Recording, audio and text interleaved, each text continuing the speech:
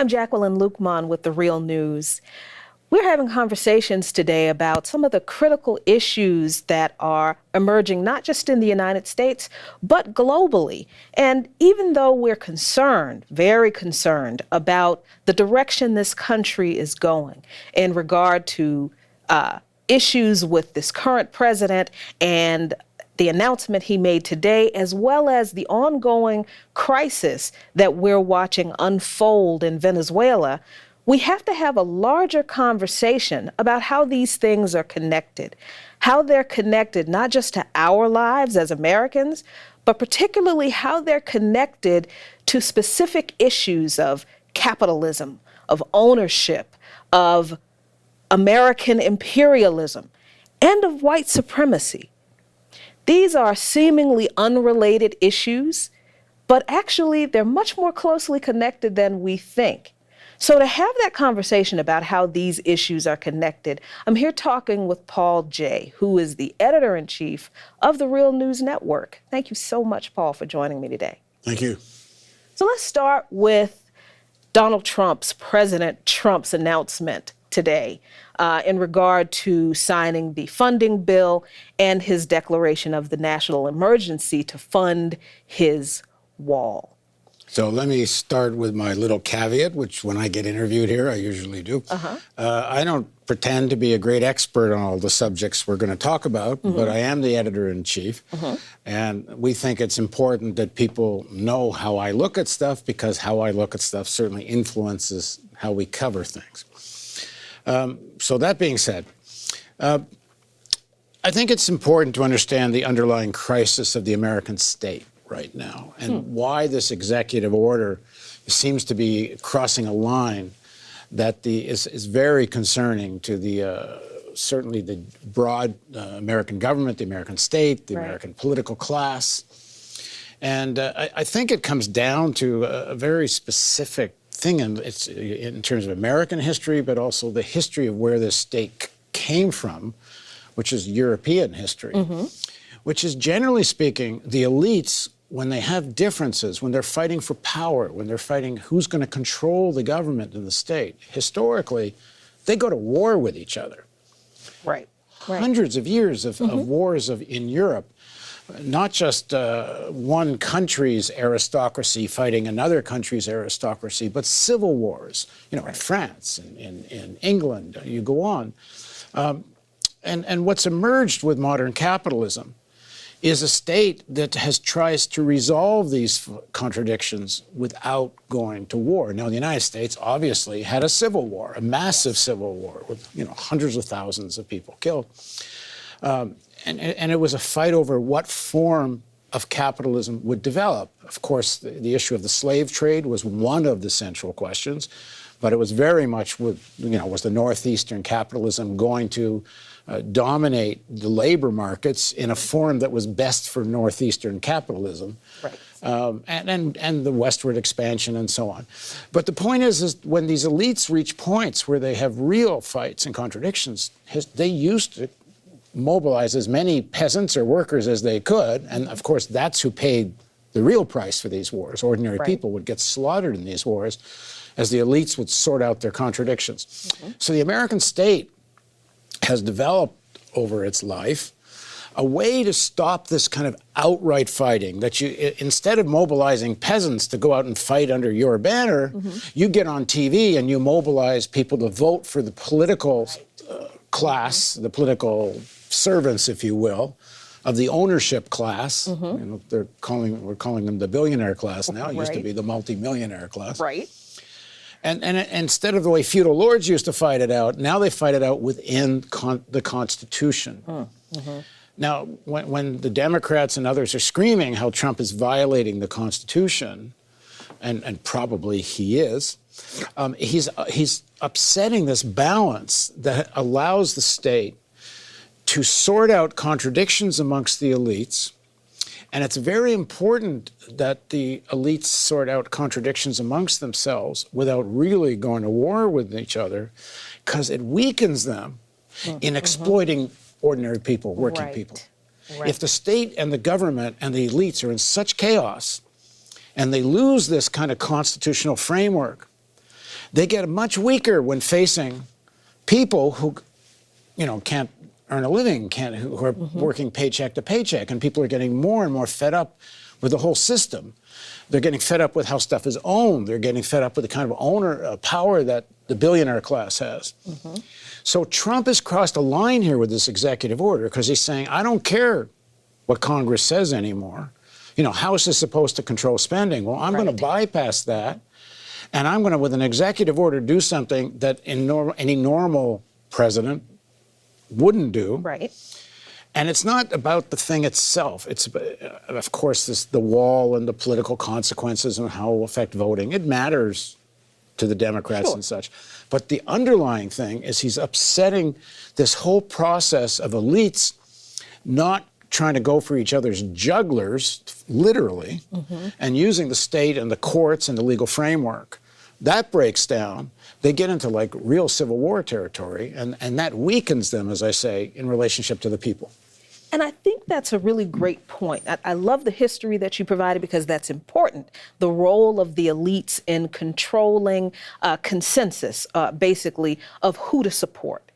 Because we see the breakdown in that consensus of support among workers with the shutdown, that the 35 days that the federal government was practically closed, most of the agencies, and almost 1 million American workers, federal employees and contractors, didn't get a paycheck, at least didn't get one paycheck. And that caused a lot of real pain for real people in a very real way. And the narrative that has come from the elites that government is the problem, that, and by extension, government workers are complicit in being the problem, that narrative was flipped on its head when these federal employees and contractors came out and said, because of this shutdown that has occurred, because of these political games that these people in Washington are playing, I can't pay my mortgage. We can't pay our car note. Our children are not being fed. Who really are our friends? Who are really our enemies in Washington? So the rest of the country began, I think, in earnest for the first time in a long time, to ask those same questions of their elected officials. Now, wait a minute. If Americans are not getting a paycheck, they can't pay their mortgages, they can't pay their car payments, and these are hardworking people. Are we trusting what these people who have been telling us that the government is our enemy, are they really telling us the truth? Are they really our friends? I think so. We've seen that breakdown in this consensus that power, backed by money, backed by capital, has created in this country that has caused a lot of people to side with capitalists, to side with those in power against the working class. And I think that shutdown, from my perspective, that shutdown changed that a little bit. It eroded that support. Do you agree? Yeah, I do. See, I think from the point of view of ordinary people, this is a bit of a double-edged sword, what's going on. And what I mean by that is the way the government and the state is in such chaos with the Trump administration, investigating the president, the Mueller investigations, and this thing of the executive order and such. The more there's chaos and disorder in their ranks, I think it's actually a good thing. If they were more unified, more of the Trump agenda, the far-right agenda, would be being implemented. Now, a lot of it is being implemented, yes, and a lot of it's getting hidden by all the theatrics and all the focus on Russiagate and all the rest of that. But that being said, I think it'd be far worse, especially in foreign policy, if Trump wasn't under such attack and the state wasn't in such disarray. The problem here is what Trump's done with the executive order is this pushing this idea of the Imperial Presidency. And this is something that was openly advocated under the last Bush presidency. And it was also advocated to some extent under the Obama presidency, who also used a lot of executive orders. Yes, he did. But the idea that the presidency, especially in these times, needs to rise above the constitutional democratic process. And one of the reasons, they don't talk a lot about this, but they see what's happening in countries like China, the rise of China, the power of the Chinese economy, and the way they are able to make decisions in China.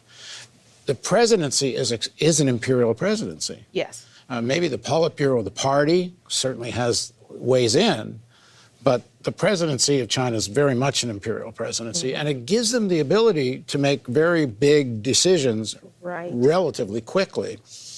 And there's a push here that the United States, to stay competitive, needs to drop some of this democratic process.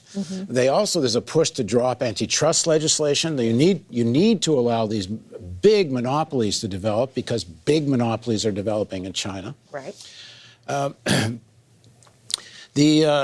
So from the point of view of working people, I think the disarray is good, but the danger is the imperial presidency, if Trump wins this fight, which means if he wins in 2020, after all these shenanigans, if he's able to win in 2020, and the problem here is going to be if his opponent is someone who wants to carry on the Clinton-Obama legacy, the status quo kind of legacy, maybe Trump might win against that.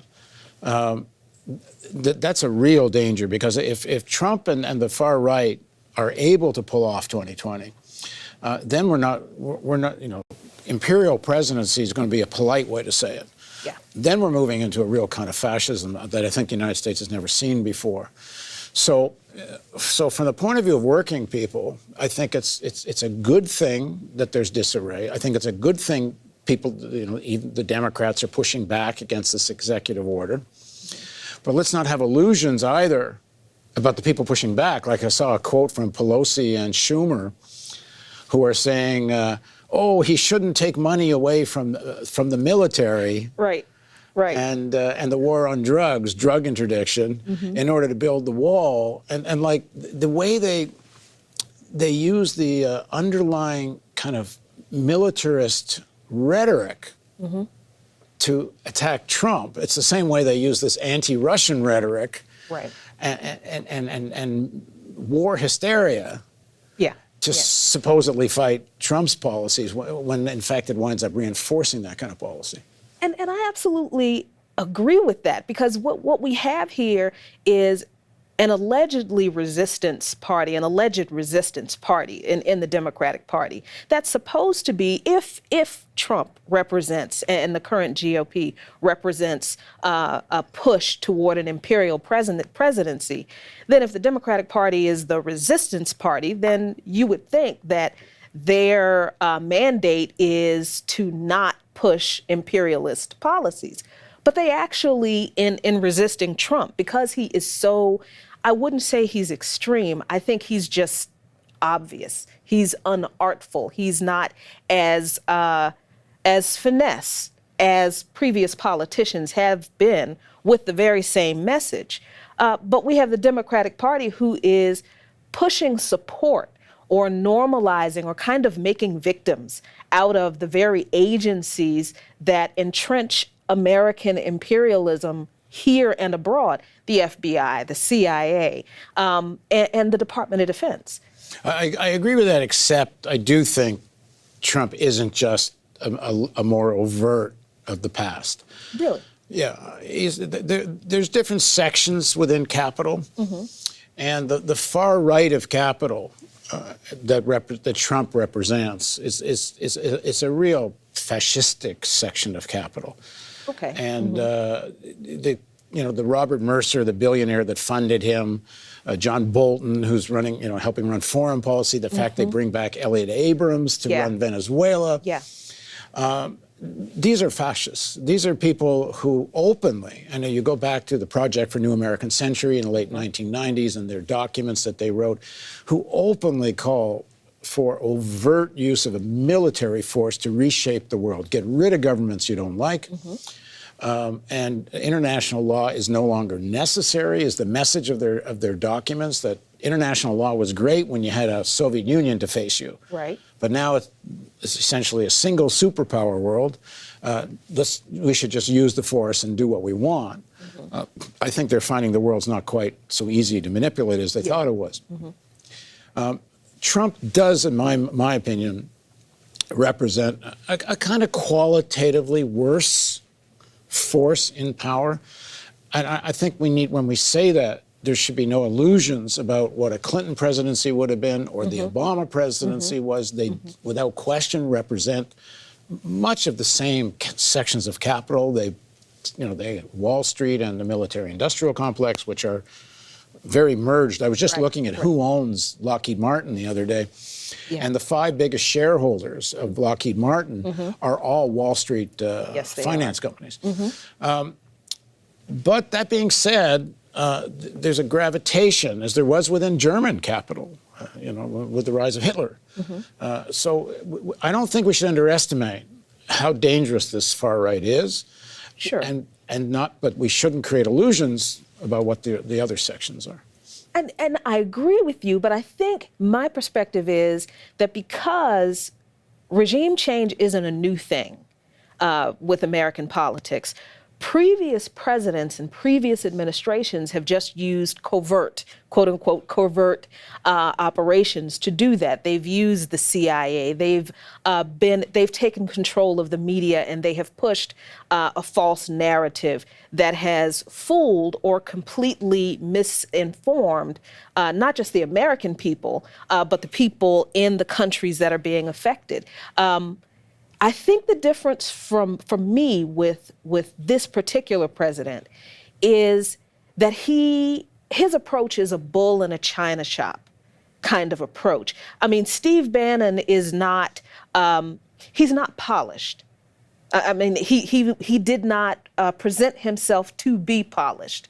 He openly said, listen, and I can't remember the conference where he spoke, but I believe it was in the UK, where he said, listen, if people call you racist, let them call you racists. But it's not as if people haven't been calling GOP policies racist before. It's just that people like Bannon and Trump and Steve Miller and Elliott Abrams and all of this current cabal in power they've taken the mask off. They've done away with the illusions. They've done away with the politeness. And they have just stood there like John Bolton did with a notepad, saying 5,000 troops. But the difference matters. The overtness matters. Okay. I mean, it's not new in a sense that, especially in terms of Latin America, Reagan foreign policy in Latin America. I mean, Chile.